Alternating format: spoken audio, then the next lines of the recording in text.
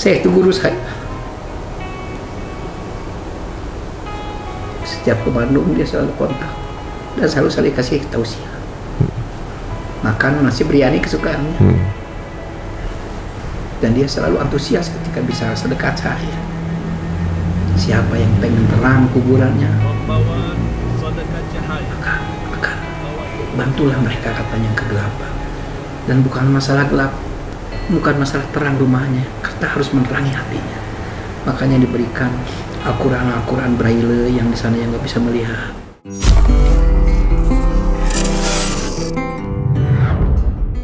Para pahlawan, orang-orang mendahului kita telah berhasil memerdekakan Indonesia dari penjajah. Tapi masih ada penjajah kegelapan. Dan ini tugas kita bersama. Mau nggak kira-kira jadi pahlawan? Itulah saatnya. Membawa sedekah cahaya yang membawa Indonesia menjadi negeri yang terang. Program Lemar Indonesia Terang membangun terang negeri, terang hati, dan terang masa depan. Teman-teman di pergerakan Prof. Uko nih, tentunya juga mungkin orang Bandung udah tahu ya bagaimana ternyata yang dijalankan sampai akhirnya dari lampu limar tersebut kita ketemu di sedekah cahaya. Bagaimana pergerakan dari Syekh Ali Jaber waktu itu ketemu dengan beliau untuk bikin sedekah cahaya menerangkan daerah-daerah yang belum terang. Nah itu ceritanya gimana tuh? Kok sampai ketemunya Syekh Ali Jaber gitu? Nah, qadarullah tadi. Saya bertemu sama beliau, saya datang ke rumahnya karena Syekh Ali Jaber salah satu panutan saya. Waktu itu saya ketemu, ya itu yang namanya berantai ya lah ya, namanya berantai, ketemu sama teman, ya udah sama saya diantar, ketemulah sama Ustadz Iskandar, ketemu juga sama Ibu Lina dari Lautse. Dari situ saya diajak ketemu sama Syekh Ali Jaber. Lalu saya presentasi tentang yang tadi saya ceritakan. Ternyata beliau antusias. Bagus Kang Ujang, katanya. Ini karena masih jutaan. Ya, saya bilang berapa jumlahnya. Di Jawa Barat aja kurang lebih ada 900.000 rumah. Waduh. Ini kalau nasional itu pasti jutaan. Nah, dari sekian juta kan saya sudah 10 tahun, kurang lebih dari 10 tahun baru 300.000 rumah. Nah, yang saya butuhkan adalah akselerasi, percepatan. Saya butuh sinergi, saya bilang gitu. Ini boleh dengan yayasan saya aja, enggak, saya bilang mau dikerjakan oleh santri-santri saya juga nggak ada masalah. Ternyata saya menyambut baik di situ. Kalau begitu kita bikin donasi aja, diproduksi oleh santri saya di Cipanas gitu ya. Ya udah bagus. Nah makanya dari situ bikin program namanya Sedekah Cahaya. Itu tahun lalu ya? Tahun lalu, setahun yang lalu. Bulan pokoknya awal bulan juga. Awal tahun ya? Betul. Sebelum beliau ditusuk ya? Sebelum ditusuk. Nah dari situ bikin konten, bikin platform dan sebagainya. Terkumpullah dana waktu itu. Setelah ditusuk seminggu setelah ditusuk, Syekh Ali Jaber sudah tidak tahan, ingin melihat ke lapangan seperti apa. Bener enggak bagaimana antusias masyarakat yang masih dijajah oleh kegelapan. Saya waktu itu saya bawa ke Indramayu di Kecamatan Trisi. Di situ dipasang 115 rumah. Padahal itu dia masih masih ditusuk di situ dengan pengawalan luar biasa lah di situ. Nah setelah dipasang di Indramayu, saya itu pengen coba lagi di daerah lain, bikin lagi donasi lewat Yayasan Syekh Ali Jaber, pasang di Karawang karena sangat paradoks di belakang kawasan industri KICC terbesar se Asia Tenggara, ada satu kampung di situ masih 4.500 rumah yang belum ada listrik per hari sampai hari ini. Udah puluhan tahun di sana. Punya KTP. Dia bukan orang pengungsi Rohingya lah. Mereka penduduk sana. Asli ya? Asli. KTP-nya ada, KK-nya ada, pilkadanya ada, TPS-nya ada. Tapi kenapa belum ada, saya tidak mau tahu. Yang paling penting mereka manusia, ini kemanusiaan saja. Kita akan pasang ke sana. Saya itu setuju.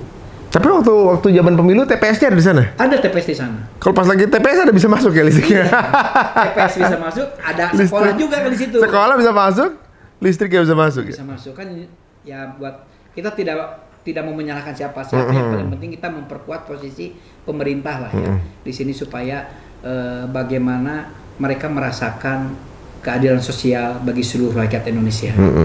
Nah, Syekh Ali Jaber itu sudah sepakat, terkumpul dana, waktu itu barang sudah disiapkan, sudah dikirim ke lokasi.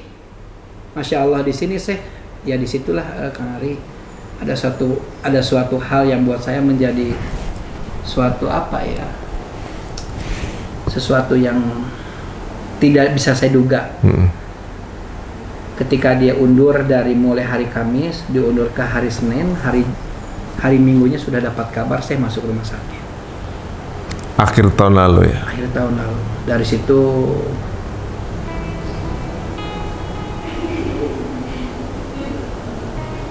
saya itu guru saya. Setiap ke Bandung dia selalu kontak dan selalu kasih tausiah. Makan nasi biryani kesukaannya. Dan dia selalu antusias ketika bisa sedekat saya. Siapa yang pengen terang kuburannya, maka bantulah mereka, katanya, kegelapan. Dan bukan masalah gelap, bukan masalah terang rumahnya, kita harus menerangi hatinya. Makanya diberikan Al-Quran Braille yang di sana yang nggak bisa melihat. Diberikan satu pendidikan yang lain, itu diinkubasi sama Syekh. Yang sedih ketika telepon terakhir itu saya dapat kabar, ya sampai nggak ketemu lagi. Padahal barang masih di sana kan. Waktu itu saya kebingungan, hopeless sekali sama sekali. Saya blank aja. Masya Allah, ini barang di sana, masyarakat sudah menunggu, sudah tahu juga saya mau datang. Udah berharap ya. Masya Allah. Akhirnya saya mencari tahu ini siapa yang mau meneruskan. Saya cari tahu ternyata namanya adiknya Muhammad Jaber. Saya datang ke rumahnya. Sebagai mantan anak jalanan saya nggak mau tahu malu, yang paling tidak saya datang aja. Ada. Saya memohon untuk melanjutkan program ini.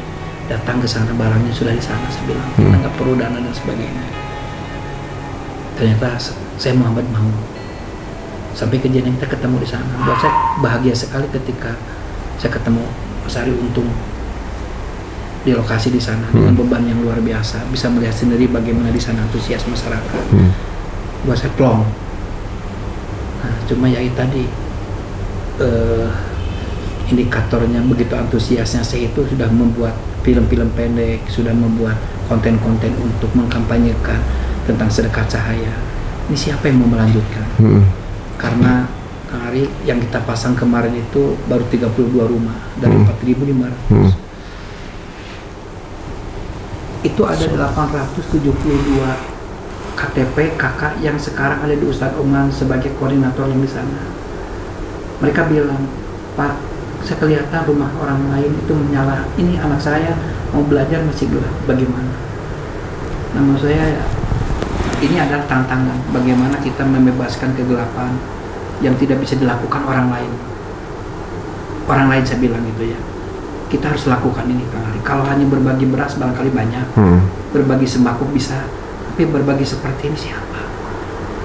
Nah, saya harapkan kita bersinergi itu untuk bagaimana dalam waktu yang cepat Indonesia itu bebas gelap, dan ini adalah satu karya bukti bahwa kehadiran kita betul-betul bisa bermanfaat buat sesama itu aja.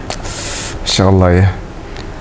Prof, ini ketemu dengan seseorang yang juga mewakafkan dirinya untuk Allah ya. Ibaratnya beliau juga mewakafkan dirinya untuk umat. Jadi dunianya sudah selesai beliau. Selesai. Ketemu juga dengan Prof. Ini kayak semacam gayung bersambut. Bagaimana sebuah niatan dan juga sebuah gagasan bisa ketemu. Itu manis banget ya. Tapi Allah cuma kasih kesempatan itu cuma singkat ya. Betul. Aduh, Masya Allah.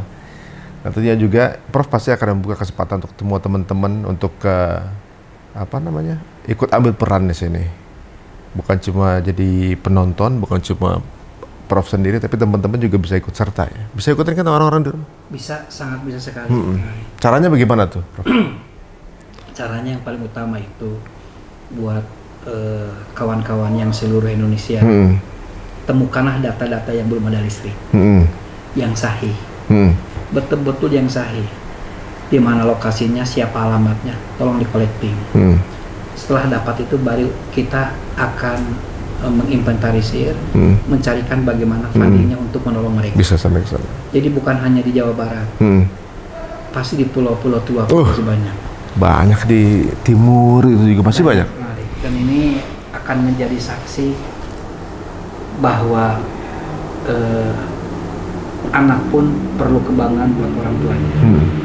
Saya pernah bagaimana memperlihatkan foto-foto ketika saya belusukan ke pedalaman-pedalaman. Antusias mereka yang memang baru melihat cahaya meluk saya, menangis berterima kasih. Udah puluhan tahun belum pernah merasakan terangnya. Karena sesehat apapun mata, bisa melihat itu bukan karena mata sehat, tapi karena ada cahaya. Ya, setuju. Nah, ada cahaya itu bisa menerangi semuanya. Pendidikan bergerak, ekonomi bergerak. Apalagi dalam sisi spiritual, kita bekerja sama dengan ustadz-ustadz pedalaman untuk melakukan pembinaan secara spiritualnya. Masya Allah. Nah, saya perhatikan seperti itu, video-video itu. Saya perhatikan kepada anak. Ketika saya jadi pengusaha, anak saya nggak pernah bangga lihat bapaknya. Tapi ketika saya menceritakan sampai memperlihatkan film-film ketika saya ke pedalaman, anak saya memeluk saya. Saya bangga. Masya Allah. Ini yang perlu di-share sama keturunan kita ya. Pada ayah. Itu kenapa saya bertahan baik. Dan sekarang saya suka bilang ke anak-anak, nah, mencari dunia itu belum tentu kau dapat. Kalaupun kau dapat tidak banyak. Kalaupun banyak, itu tidak akan lama. Tidak puas. Kalaupun puas itu pun tidak lama. Tapi kau kejar akhirat, nah, pasti kau dapat. Pasti kau banyak dapatnya. Dan kau pasti puas. Dan akan selamanya. Nah, ini adalah keteladanan yang buat saya mudah-mudahan bisa diwariskan buat anak saya. Itu Kang Ari. Masya Allah. Kalau mencari dunia nggak dapat akhirat, mencari akhirat dapat dunia, itu dia. Masya Allah. Jadi teman-teman semua, bagaimana kebanggaan dari anak cucu kita nanti atau juga keturunan kita, bagaimana kalau kita berbuat baik. Menjadi anak orang kaya memang nikmat, tapi segitu aja. Jadi ibaratnya bisa aja kaya itu didapatkan dengan cara-cara yang nggak mulia gitu. Tapi menjadi orang yang hidup mulia untuk bermanfaat bagi orang lain itu Masya Allah banget sih. Anak-anaknya Prof. Uko ini pasti bangga banget gitu. Mereka bangga karena melihat bagaimana terbuat dari apakah hati ayahnya itu seperti apa. Itu yang jarang dimiliki. Dan itu juga sepertinya yang coba kita tanamkan untuk keturunan kita, biar nanti tumbuhnya juga jadi orang-orang yang berbeda gitu, bukan orang-orang yang menyembah dunia. Masya Allah nih Prof, ini banyak sekali inspirasi yang bisa dapetin sama teman-teman semuanya. Mudah-mudahan teman-teman terinspirasi dengan kisah ini, dan kebanyakan juga mereka-mereka yang menjadi bersiasat atau memutuskan diri untuk menjadi solusi adalah orang-orang yang pernah merasakan terpleset lebih dulu ya awalnya. Betul. Masya Allah. Itu dia yang saya pernah dengar dari salah satu ustadz kita ya. Pada saat malam, pada saat gelapnya malam berarti udah mendekati siang. Aduh. Masya Allah. Tapi jangan sampai kita jadi orang yang merasa diri sudah terang. Sebentar lagi mau gelap. Ya Allah ya Rabb. Baiklah Prof, kira-kira terakhir nih, kira-kira kalau ada yang mau ikutan, mereka bisa bantu, misalnya mau ikutan hanya donasi aja misalnya, bisa juga bantu? Bisa bantu. Bisa bantu juga? Bisa bantu nanti melalui Yayasan Syahli Jaber, bisa melalui lewat yayasan saya, semuanya sangat terang benderang, ini amanah, ini amanah. Karena dengan program Limar ini, ada dua yang dibantu, satu masyarakat yang memang menjajah kegelapan, kedua adalah masyarakat yang marginal yang memproduksi barang ini. Karena tidak publik. Bukan masalah materi, ini masalah eksistensi.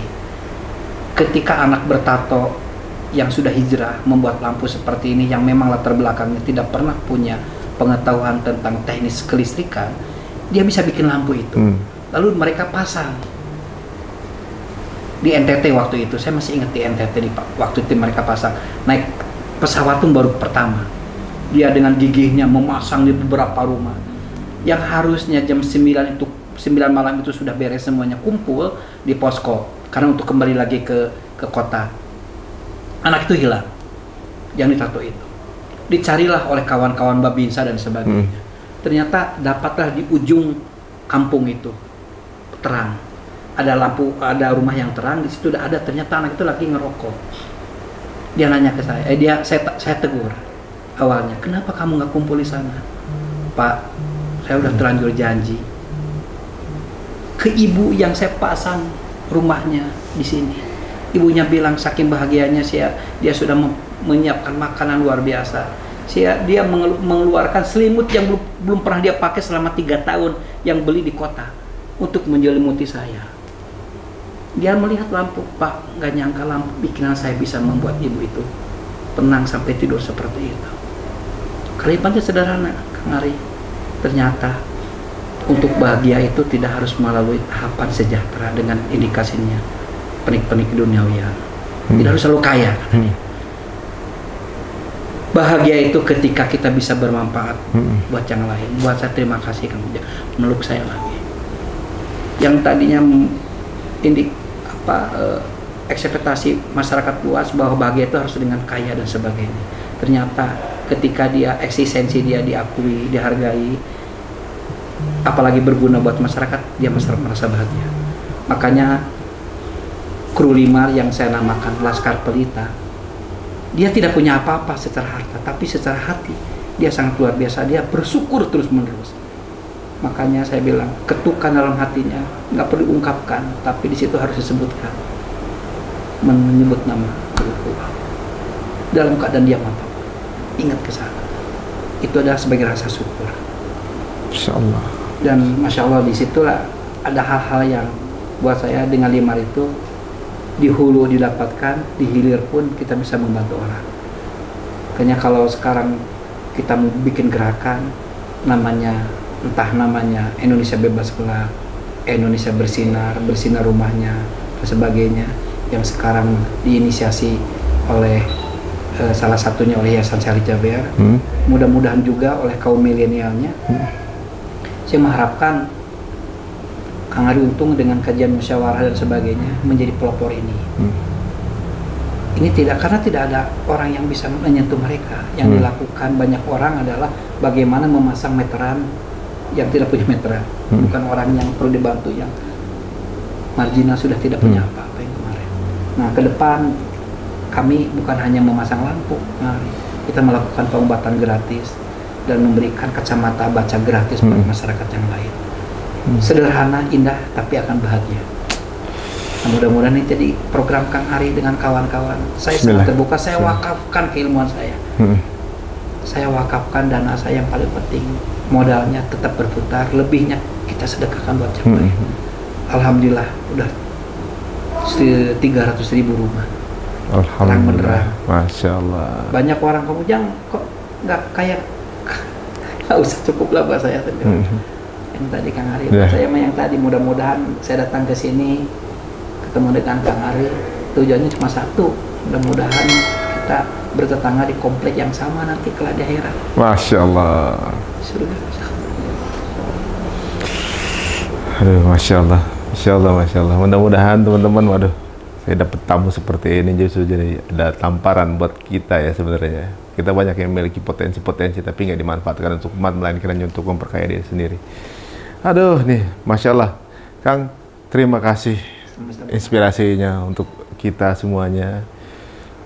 Mudah-mudahan itu tadi kalimat terakhirnya, kita bisa bertetangga nanti di jannah teman-teman semuanya ya. Untuk teman-teman yang juga merasa tertarik untuk juga ikutan, tinggal tuliskan di kolom komen, dan juga mungkin bisa komen di Instagramnya Prof. Uko juga dengan nama Uko Limar. Masya Allah teman-teman, mudah-mudahan menginspirasi, dan terima kasih ini Prof atas waktunya. Insya Allah kita akan bersama lagi di jalan, kita turun lagi, kita nyalain tuh kampung-kampung gelap insya Allah. Oke teman-teman, mau ikutan, makanya sering komen di kita atau di tempatnya Prof. Uko, siapa tahu dapat info-info terbaik, siapa tahu di daerah-daerah kalian semuanya. Kita tutup dengan Assalamualaikum warahmatullahi wabarakatuh.